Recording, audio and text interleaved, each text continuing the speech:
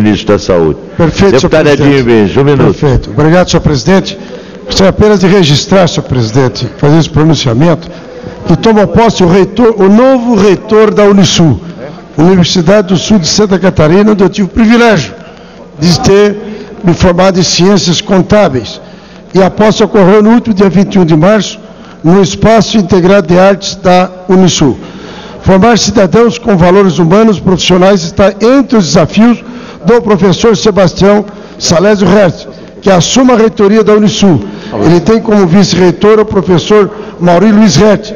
Também tomaram posse da diretoria da Fundação Unisul, Ailton Nazareno Soares, era o ex-reitor, como presidente, e Fabiano Martins de Castro, como vice.